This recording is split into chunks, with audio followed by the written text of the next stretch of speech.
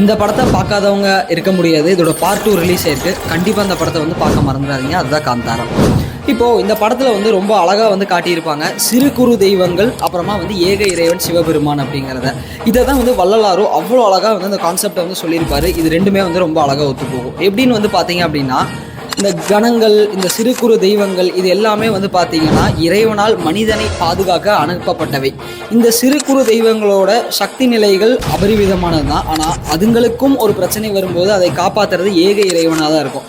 வள்ளலார் எவ்வளோ அழகாக சொல்லுவார் அப்படின்னா, நீ என்னதான் சிறு குறு தெய்வங்களை வழிபட்டாலோ அதை தாண்டி நிற்கிறது நம்ம ஏக இறைவன் தான். ஸோ அவரை பிடி, அவரோட கால சிக்குன்னு பிடி அப்படின்னு வந்து சொல்லுவார்.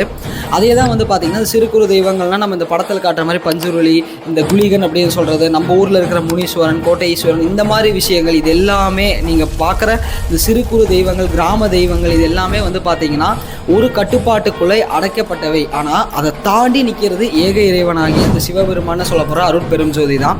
கேட்கவே ரொம்ப சுவாரஸ்யமாக இருக்குல்ல.